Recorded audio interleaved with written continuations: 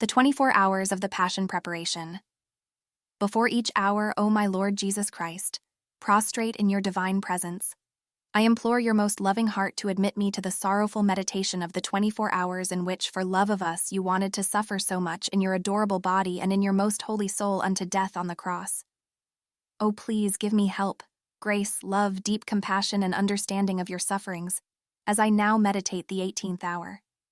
And for those which I cannot meditate, I offer you my will to meditate on them, and I willingly intend to meditate on them in all the hours in which I have to apply myself to my duties, or to sleep. Accept, O merciful Lord, my loving intention, and let it be beneficial for me and for all, as if I effectively and in a saintly way accomplished what I wish to practice. Meanwhile, I give you thanks, O my Jesus, for calling me to union with you by means of prayer. And to please you more, I take your thoughts, your tongue, your heart, and with this I intend to pray, fusing all of myself in your will and in your love. And stretching out my arms to hug you, I place my head on your heart, and I begin. The 18th hour, from 10 to 11 a.m. Jesus takes up the cross and walks toward Calvary, where he is stripped.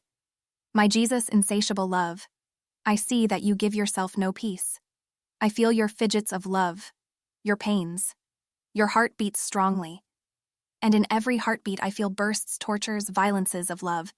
And you, unable to contain the fire that devours you, you pant, moan, sigh, and in each moan I hear you say, "Cross." Each drop of your blood repeats, "Cross." All your pains, through which you swim as though in an interminable sea, repeat among themselves, "Cross." And you exclaim, "O cross beloved and longed for, you alone will save my children, and I concentrate in you all my love." Second crowning with thorns. Meanwhile, your enemies take you back into the praetorium and remove the purple rag, wanting to clothe you again with your own garments. But alas, how much pain! It would be sweeter for me to die than to see you suffer so much. The garment remains snagged to the crown, and they are unable to pull it off. So, with cruelty never before seen, they tear off everything together, garment and crown. At the cruel tearing, many thorns break, remaining stuck inside your most holy head. Blood pours down in torrents, and your pain is such that you moan. But the enemies, heedless of the tortures, clothe you with your own garment, and then put the crown back, pushing it violently upon your head. The thorns are driven into your eyes, into your ears, such that there is not one part of your most holy head that does not feel their piercing. And your pain is such that you stagger under those cruel hands, shivering from head to foot. You are about to die among atrocious spasms of pain, and with your languishing eyes filled with blood, you look at me with difficulty, asking for help in so much pain. My Jesus, King of Sorrows, let me sustain you and hold you tightly to my heart. I would want to take the fire that devours you to burn your enemies to ashes and rescue you. But you don't want it, because your yearnings for the cross become more ardent and you quickly want to immolate yourself on it, also for your enemies. But as I hold you tightly to my heart, you, holding me tightly to yours, tell me, "My child, let me pour out my love, and together with me repair for those who do good and yet dishonor me." These Jews clothe me with my own garment in order to discredit me even more before the people, to convince them that I am a criminal. In appearance, the action of clothing me was good, but in its essence it was evil. Ah, how many do good works, administer sacraments, or attend them, with human and even evil purposes? But good, done badly, leads to hardness. So I want to be crowned for the second time, with pains sharper than the first time, in order to shatter this hardness, and with my thorns draw them to myself. Ah, my child, this second crowning is much more painful. I feel my head swimming in the midst of thorns. At every movement I make or blow they give to me, I suffer many cruel deaths. In this way I repair for the malice of the offenses.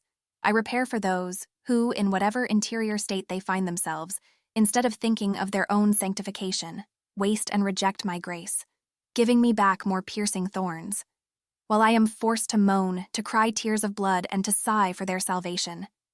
Ah, I do everything to love them, and the creatures do everything to offend me. You, at least, do not leave me alone in my pains and reparations. Jesus embraces the cross. My tortured good, with you I repair, with you I suffer. But I see that your enemies hurl you down the stairs. The people await you with fury and eagerness. They make you find the cross ready, which you long for with many sighs. And you, with love you gaze on it, and with firm step you approach it and embrace it. But first you kiss it, and as a shiver of joy runs through your most holy humanity, with highest contentment you gaze on it again, measuring its length and breadth. In it, already, you establish the portion for each creature. You dower them all, enough to bind them to the divinity with a bond of marriage, and make them heirs of the kingdom of heaven. Then, unable to contain the love with which you love them, you kiss the cross again and say, "Adored cross, finally I embrace you. You were the longing of my heart, the martyrdom of my love. But you, O cross, have delayed until now, while my steps were always toward you. Holy cross, you were the goal of my desires, the purpose of my existence down here. In you I concentrate my whole being. In you I place all my children, and you will be their life, their light, defense, custody, and strength. You will assist them in everything and will bring them gloriously to me in heaven. O cross, pulpit of wisdom, you alone will teach true sanctity. You alone will form the heroes, the athletes, the martyrs, the saints. Beautiful cross, you are my throne, and since I have to leave the earth, you will remain in my place. To you I give all souls as dowry. Keep them, save them. I entrust them to you." In saying this, eager, you let it be placed upon your most holy shoulders. Ah, my Jesus, the cross is too light for your love, but the weight of our sins unites to that of the cross, enormous and immense as the expanse of the heavens. And you, my wearied good, you feel crushed under the weight of so many sins. Your soul is horrified at their sight, and feels the pain of each sin. Your sanctity remains shaken before so much ugliness, and as the cross weighs upon your shoulders, you stagger, you pant, and a mortal sweat creeps through your most holy humanity. Oh, please, I pray you, my love. I don't have the heart to leave you alone. I want to share the weight of the cross with you, and to relieve you from the weight of sins I cling to your feet. I want to give you, in the name of all creatures, love for those who do not love you, praises for those who despise you, blessings, thanksgivings, obedience on behalf of all.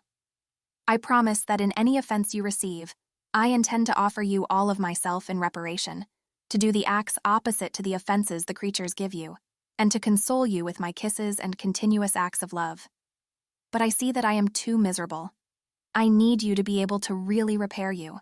Therefore, I unite myself to your most holy humanity, and together with you, I unite my thoughts to yours in order to repair for the evil thoughts, mine and of all, my eyes to yours to repair for the evil glances, my mouth to yours to repair for the blasphemies and the evil discourses, my heart to yours to repair for the evil tendencies, desires, and affections. In a word, I want to repair everything that your most holy humanity repairs, uniting myself to the immensity of your love for all, and to the immense good you do to all. But I am not yet content. I want to unite myself to your divinity, and I dissolve my nothingness in it, and in this way I give you everything. I give you your love to quench your bitternesses. I give you your heart to relieve you from our coldness, lack of correspondence, ingratitude, and the little love of the creatures. I give you your harmonies to cheer your hearing from the deafening blasphemies it receives. I give you your beauty to relieve you from the ugliness of our souls, when we muddy ourselves in sin. I give you your purity to relieve you from the lack of righteous intention, and from the mud and rot you see in many souls. I give you your immensity to relieve you from the voluntary constraints into which souls put themselves. I give you your ardor to burn all sins and all hearts, so that all may love you, and no one may offend you ever again. In sum, I give you all that you are, to give you infinite satisfaction, eternal, immense, and infinite love. The painful way to Calvary. My most patient Jesus, I see you take the first steps under the enormous weight of the cross, and I unite my steps to yours. And when you, weak, bled dry, and staggering, are about to fall, I will be at your side to sustain you. I will place my shoulders beneath it, so as to share its weight with you. Do not disdain me, but accept me as your faithful companion. O Jesus, you look at me, and I see that you repair for those who do not carry their crosses with resignation, but rather, they swear, get irritated, commit suicide, and commit murders. And for all you impetrate love and resignation to their crosses. But your pain is such that you feel crushed under the cross. You have taken only the first steps, and you already fall under it. And as you fall, you knock against the stones. The thorns are driven more into your head, while all your wounds are embittered and pour out new blood. And since you do not have the strength to get up, your enemies, irritated, try to make you stand with kicks and shoves. My fallen love, let me help you to stand. Let me kiss you, dry your blood, and repair together with you for those who sin out of ignorance, fragility, and weakness. I pray you to give help to these souls. My life, Jesus, making you suffer unheard of spasms. Your enemies have managed to put you on your feet, and as you walk staggering, I hear your panting breath. Your heart beats more strongly and new pains pierce it intensely. You shake your head in order to clear your eyes from the blood that fills them, and you gaze anxiously. Ah, my Jesus, I understood everything. Your mama, who is searching for you like a moaning dove, wants to tell you one last word and receive your last gaze. And you feel her pains, her heart lacerated in yours, and moved and wounded by her love and by yours. You notice her now pushing her way through the crowd, wanting at any cost to see you, to hug you, to give you the last goodbye. But you are more transfixed in seeing her mortal paleness, and all of your pains reproduced in her by force of love. If she lives, it is only by a miracle of your omnipotence. You now move your steps toward hers, but you can hardly exchange a glance. Oh, pang of your two hearts. The soldiers notice it, and with blows and shoving prevent mama and son from exchanging the last goodbye. The torment of both is such that your mama remains petrified by the pain and is about to die. Faithful John and the pious women sustain her, while you fall again under the cross. Then your sorrowful mama does with her soul what she cannot do with her body, because she is prevented. She enters into you, makes the will of the Eternal One her own, and associating herself in all your pains, performs the office of your mother. She kisses you, repairs you, soothes you, and pours the balm of her sorrowful love into all your wounds. My suffering Jesus, I too unite with the pierced mama. I make all your pains and every drop of your blood my own. In each wound I want to act as a mama for you, and together with her and with you I repair for all the dangerous encounters, and for those who expose themselves to occasions of sin or forced by necessity to be exposed, remain entangled in sin. Meanwhile you moan, fallen under the cross. The soldiers fear that you may die under the weight of so many martyrdoms, and from the shedding of so much blood. In spite of this, by lashes and kicks with difficulty, they manage to put you on your feet again. So you repair for repeated falls into sin, for mortal sins committed by every class of people, and you pray for obstinate sinners, shedding tears of blood for their conversion. My love, overcome with pain while I follow you in these reparations, I see you stagger under the enormous weight of the cross. You now are shivering all over. At the continuous shoving you receive, the thorns penetrate more and more into your most holy head. The cross, with its heavy weight, digs into your shoulder, to the extent of forming a wound so deep that the bones are exposed. And at every step it seems that you are dying and unable to move any further. But your love, which can do everything, gives you strength, and as you feel the cross penetrate into your shoulder, you repair for the hidden sins, those which, not being repaired, increase the bitterness of your spasms. My Jesus, let me place my shoulder under the cross to relieve you and repair with you for all hidden sins. But your enemies, for fear that you may die under it, force the Cyrenean to help you carry the cross. Unwilling and complaining, he helps you, not out of love but by force. Then all the complaints of those who suffer, the lack of resignation, the rebellions, the anger and despising and suffering, echo in your heart. But you remain even more pierced in seeing that souls consecrated to you, whom you call to be your help and companions in your suffering, escape you. And if you hug them to yourself through suffering, they wriggle free from your arms to look for pleasures, and so they leave you alone, suffering. My Jesus, while I repair with you, I pray you to hold me in your arms, but so tightly that there may be no pain that you suffer in which I do not take part, so as to be transformed in them and make up for the abandonment of all creatures. My Jesus, overcome with weariness, all bent over, you can hardly walk, but I see that you stop and try to look.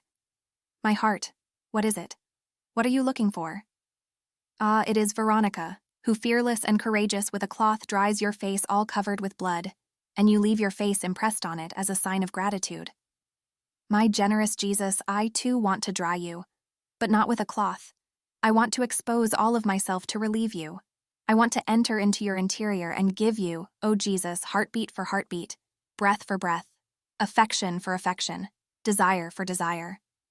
I intend to dive into your most holy intelligence, and making all these heartbeats, breaths, affections, and desires flow in the immensity of your will, I intend to multiply them to infinity.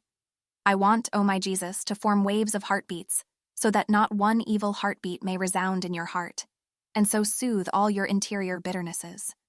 I intend to form waves of affections and desires to cast away all evil affections and desires that might, even slightly, sadden your heart. Still more, O my Jesus, I intend to form waves of breaths and thoughts, to cast away any breath or thought that could slightly displease you.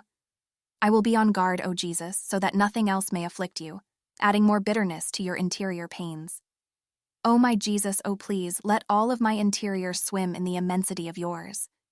In this way, I will be able to find enough love and will, so that no evil love may enter your interior, nor a will which may displease you. O my Jesus, to be more certain, I pray you to seal my thoughts with yours, my will with yours, my desires with yours, my affections and heartbeats with yours, so that, being sealed, they may take no life but from you. I ask you again, O my Jesus, to accept my poor body which I would want to tear to shreds for love of you, and reduce it to tiny little pieces, to place over each one of your wounds. On that wound, O Jesus, which gives you pain from so many blasphemies, I place a little piece of my body, wanting it to say to you constantly, I bless you. On that wound that gives you so much pain from the many ingratitudes, I intend, O Jesus, to place a portion of my body to prove my gratitude to you. On that wound, O Jesus, which makes you suffer so much from coldness and lack of love, I intend to place many little bits of my flesh, to say to you constantly, I love you, I love you, I love you. On that wound which gives you so much pain from the so many irreverences to your most holy person, I intend to place a piece of myself to tell you always, I adore you, I adore you, I adore you. O my Jesus, I want to diffuse myself in everything, and in those wounds embittered by the many misbeliefs, I desire that the shreds of my body tell you, always, I believe in you, O my Jesus, my God, and in your holy church, and I intend to give my life to prove my faith to you. O my Jesus, I plunge myself into the immensity of your will, and making it my own, I want to compensate for all and enclose the souls of all in the power of your most holy will. O Jesus, I still have my blood left, which I want to pour over your wounds as balm and soothing liniment, in order to relieve you and heal you completely. Again, I intend, O Jesus, to make my thoughts flow in the heart of every sinner, to reprimand him continuously, that he may not dare to offend you. And I pray to you with the voice of your blood, so that all may surrender to my poor prayers. In this way, I will be able to bring them into your heart. Another grace, O my Jesus, I ask of you, that in everything I see, touch, and hear, I may see, touch, and hear always you, and that your most holy image and your most holy name always be impressed in every particle of my poor being. In the meantime, the enemies, disapproving of this act of Veronica, flog you, push you, and shove you on the way. A few more steps, and you stop again. Even under the weight of so much suffering, your love does not stop, and on seeing the pious women weeping because of your pains, you forget yourself and console them, saying, Daughters, do not weep over my pains, but over your sins and over your children. What a sublime teaching! How sweet is your word! O Jesus, with you I repair for the lack of charity, and I ask you for the grace of making me forget myself, to remember nothing but you alone. But on hearing you speak, your enemies become furious. They pull you by the ropes and push you with such rage as to make you fall. As you fall, you knock against the stones, the weight of the cross crushes you, and you feel you are dying. Let me sustain you and protect your most holy face with my hands. I see you touch the ground and gasp in your blood, but your enemies want to make you stand. They pull you by the ropes, they lift you by your hair, they kick you, but all in vain. You are dying, my Jesus! What pain! My heart breaks with grief. And almost dragging you, they take you up to Mount Calvary. As they drag you, I hear you repair for all the offenses of the souls consecrated to you, which weigh upon you so much that, as much as you try to stand, you cannot. And so, dragged and trampled upon, you reach Calvary, leaving behind you the red trace of your precious blood. Jesus is stripped and crowned with thorns for the third time, but new sufferings await you here. They strip you again, tearing off both garment and crown of thorns. Ah, you groan in feeling the thorns being torn from inside your head. And as they pull your garment, they tear also the lacerated flesh attached to it. The wounds rip open, your blood flows to the ground in torrents, and the pain is such that almost dead you fall. But nobody is moved to compassion for you, my good. On the contrary, with bestial fury they put the crown of thorns on you again. They beat it on well, and the torture they cause you because of the lacerations and the tearing of your hair clotted in the coagulated blood is such that only the angels could tell what you suffer, while horrified they turn their celestial gaze away and weep. My stripped Jesus, allow me to hold you to my heart to warm you, as I see that you are shivering and an icy mortal sweat invades your most holy humanity. How I would want to give you my life, my blood to take the place of yours, which you have lost to give me life. In the meantime, barely looking at me with his languishing and dying eyes, Jesus seems to tell me, my child, how much souls cost me. This is the place where I wait for everyone in order to save them, where I want to repair for the sins of those who arrive at degrading themselves lower than beasts, and are so obstinate in offending me as to reach the point of not being able to live without committing sins. Their minds remain blinded, and they sin wildly. This is why they crown me with thorns for the third time. And by being stripped, I repair for those who wear luxurious and indecent clothing, for the sins against modesty, and for those who are so bound to riches, honors, and pleasures, as to make of them a god for their hearts. Ah, yes, each one of these offenses is a death that I feel. And if I do not die, it is because the will of my eternal Father has not yet decreed the moment of my death. My stripped good, while I repair with you, I pray you to strip me of everything with your most holy hands, and not to allow that any bad affection may enter into my heart. Watch over it, surround it with your pains, fill it with your love. May my life be nothing but the repetition of yours. Strengthen my stripping with your blessing. Bless me from your heart and give me the strength to be present at your sorrowful crucifixion, to remain crucified with you. Thanksgiving after each hour. My lovable Jesus, you have called me in this hour of your passion to keep you company, and I have come. I seemed to hear you praying, repairing and suffering, in anguish and sorrow, pleading for the salvation of souls in the most touching and eloquent voices. I tried to follow you in everything, and now, having to leave you for my usual occupations, I feel the duty to say to you, thank you, and I bless you. Yes, O Jesus, I repeat to you, thank you, thousands and thousands of times, and I bless you, for all that you have done and suffered for me and for all. I thank you and I bless you for every drop of blood you shed, for every breath, for every heartbeat, for every step, word, glance, bitterness, and offense which you endured. In everything, O my Jesus, I intend to seal you with a thank you and an I bless you. Please, O Jesus, let my whole being send you a continuous flow of thanks and blessings, so as to draw upon me and upon everyone the flow of your blessings and thanks. Oh, please, O Jesus, press me to your heart and with your most holy hand seal every particle of my being with your I bless you, so that nothing other than a continuous hymn to you may come from me.